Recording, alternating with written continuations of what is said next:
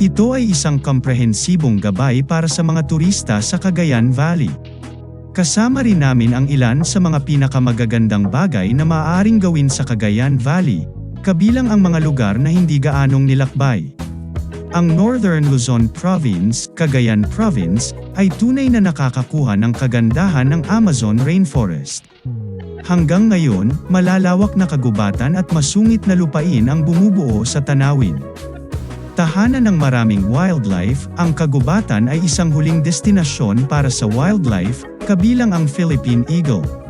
Ang pagbisita sa Cagayan ay humahantong sa magagandang talon, malalagang kagubatan at kagubatan, malalaking kuweba na may milyon-milyong paniki, malalaking ilog at magagandang dalampasigan.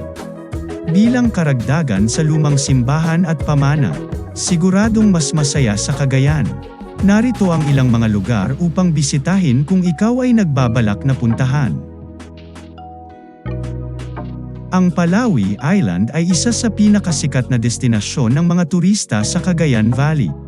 Matatagpuan sa baybayin ng mainland Luzon, nag-aalok ang rustikong paraiso na ito ng masaganang karanasan sa pamumuhay, lalo na para sa mga baguhan at adventurer. Sinasaklaw ng pristine rainforest ang karamihan sa isla at tahanan ng mga unggoy, ligaw na baboy, maraming uri ng ibon, at matataas na puno sa buong bansa. Maaaring tuklasin ng mga bisita ang isla mula sa mainland o lumangoy sa malamig na dagat.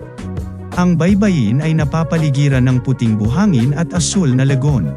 Ito ang pinakamagandang lugar kung mas gusto mo ang mga mas kaunting destinasyong turista. Ang parke ay isa sa pinakamagandang lugar sa Cagayan Valley.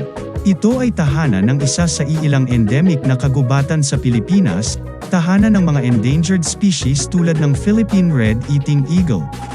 Ito ay isang magandang lugar para sa hiking o backpacking, marami sa mga ito ay hindi pa ginalugad. Kaya, ang paglalakad sa parke ay magpapabaliw sa mga turista at bihirang makita. Makakakita ka ng mga kuweba, talon at asul na lagon. Ang baybayin nito ay mayroon ding malinis na mga dalampasigan. Sa kasamaang palad, ang pagpasok ng tao at pagpapabuti ay nagbabanta sa marupok na ekosistema na ito. Ang Callao Caves ay isa sa pinakasikat na tourist attraction sa Cagayan Valley. May kasama itong 7 silid na kuweba na may napakagandang limestone na nakapagpapaalaala sa mga dome ng katedral. Ang isa sa mga kwartong ito ay may stone terrace na naiilawan ng natural na liwanag. Nagbibigay ito sa kuweba ng parang catacomb na karanasan. Pagkatapos ay mayroong mga kuweba na may milyon-milyong tao at iba pang mga kuweba na may maraming pulang bato. One of the caves here also houses the Basilica Minore of Our Lady of Piat. Ang Ilog Pinakanawan ay isang sanga ng Ilog Cagayan, na itinuturing na pinakamahaba at pinakamalakas na ilog sa Pilipinas. Ang malinaw na tubig ay nagmumula sa malalawak na batis at lumot na kagubatan sa itaas. Ang rafting, boating at kayaking ay ilan sa mga mahahalagang aktibidad dito. Ito rin ay tahanan ng marine life tulad ng eels. The locals hold a boat rowing race called Bancarrera here every April 12. Nagtatampok ang Bagao ng magagandang talon na may magagandang lawa na nagpapakita ng asul na kalangitan. May maliit na batis sa lupa kung saan nakatira ang mga paniki at ibon. Makikita rin dito ang iba't ibang formation ng bato. Pinakamabuting pumunta dito sa tag-araw ng Marso at Abril para sa pinakamagandang tanawin. Isa sa pinakamagandang puntahan sa Cagayan Valley. Ang St. Peter's Basilica ay isa sa mga makasaysayang atraksyon ng Cagayan Valley. Ito ay matatagpuan sa Archdiocese ng Tuguegarao at itinuturing na pinakamalaking simbahang Espanyol sa lalawigan. Ang isang malaking espasyo ay isang magandang lugar upang mag-isip o mag-isip. Araw-araw ay naroroon ang mga grupo at libu-libong tao ang bumibisita sa simbahan bawat taon. Kung isa kang Catholic pilgrim, hindi mo dapat palampasin ang lugar na ito. Isa ito sa pinakasikat na destinasyon ng mga turista sa Cagayan Valley. Maaari mong maranasan hindi lamang ang espiritual na koneksyon kundi pati na rin ang kagandahan ng lugar. Mula sa bundok ay tanaw na tanaw mo ang ilog Cagayan at ang luntiang tanawin at mga burol sa di kalayuan. Pinakamainam na pumunta dito sa hapon upang makita ang mga nakamamanghang tanawin mula sa kanluran. Mayroon ding mga lumang simbahan na nag-aalok ng misa tuwing linggo. Ang mangrove forest ng San Vicente ay isa sa mga pinakamahusay na napreserbang natural na atraksyon sa Cagayan Valley. Makikita mo ito sa pamamagitan ng pagmamaneho ng bangka sa makipot na water passage. Makakakita ka ng maraming species ng ibon tulad ng mga tagak at egret. Kadalasang isinasama ng mga organisasyon ang mga kagubatan bilang bahagi ng kanilang paglilibot sa Anguib Beach. Napili ang Anguib Beach bilang isa sa pinakamagandang destinasyon ng turista sa lalawigan ng Cagayan. Bagamat sikat, madalas silang nahuhuli sa mga pangunahing pamilihan tulad ng Boracay o El Nido sa Palawan. Isa sa pinakamalinis na beach sa bansa. Bagamat mahirap puntahan, ang malinaw na tubig, puting buhangin, pinong graba, at mabatong bahura ay nagbibigay ng agarang ginhawa. Opo, tama ang nakita mo. Ang mga kagubatan at malalaking kuweba ng Cagayan ay tahanan ng ilan sa mga reserved wildlife. Kilala bilang circadian bat flight, ang kaganapang ito ay nagsasangkot ng paggawa ng milyon-milyong magagandang paniki, palabas ng kanilang mga kuweba para maghanap ng pagkain. Ang mga paniki na ito ay makikita habang natawid sa ilog ng Pinakanawan malapit sa Callao Caves. Ang Tagat Lagoon ay hindi lang isang lagoon. Ito ay may sariling misteryo. Ngunit ipaubaya ko ito sa mga lokal na ipakita ito. Bukod sa magagandang tanawin sa dagat, makikita mo ang dalawang motif na bato, Lakay-Lakay at Bakit-Bakit. Pinangalanan nila ito para sa isang dahilan. Bakit ang saya-saya mo kapag binibisita mo ang lugar na ito?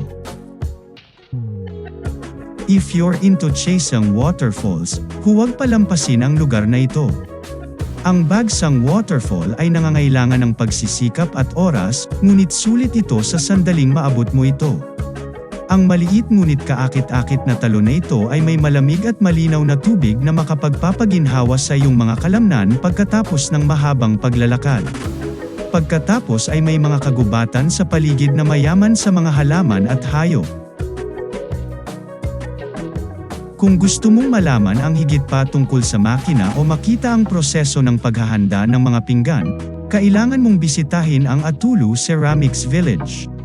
Ang mga lokal ay gumagawa ng mga garapon na may iba't ibang disenyo at sukat sa daan-daang taon. Ginagamit nila ang mababang uri ng red clay na matatagpuan sa lugar. Kung gusto mo ng makasaysayang o kultural na kayamanan, bisitahin ang nasiping Ruans Church. Ayon sa kombinasyon ng mga ilog ng Chico at Cagayan, ang mga sinaunang modelong ito ay binuo ng mga Kastila. Hindi pa rin magandang tingnan ang ilang bahagi ng simbahan, tulad ng batong altar at kampana. Tulad ng El Nido at Coron, Palawan, ang Zinago Cove ay isa sa pinakamagandang tanawin sa Cagayan Valley. Ang mga limestone na bundok at rock formation ay tumataas sa ibabaw ng dagat, na lumilikha ng mga nakamamanghang tanawin. Galugarin ang mga kasanayang ito mula sa bangka at makikita mo ang iyong sarili na mauubusan ng oras. Our Lady of Piat Basilica ay isa sa mga pangunahing destinasyon ng turista sa estado ng Cagayan. Ito ay matatagpuan sa Cagayan Valley Church, na nagmula sa Macau, China. Ang Calayan Island ay isa sa pinakasikat na destinasyon ng mga turista sa Cagayan Valley. Nag-aalok ito ng mga hindi nasirang malinis na destinasyon tulad ng mga puting buhangin na dalampasigan, magagandang corallay, virgin na kagubatan at magagandang rock formation. Ang Duba Cave ay isang kuweba na matatagpuan sa Baggao. Sa kuweba ay dumadaloy ang isang ilog na may malinaw na tubig. Kung pupunta ka dito, asahan mo na ikaw ay mababa sa Ang ilog ay humahantong sa isang magandang tanawin na tinatawag na Skylight Falls. Sa taas na mahigit 100 metro, ang Kalimudinan Falls ay isa sa pinakamataas na talon sa estado.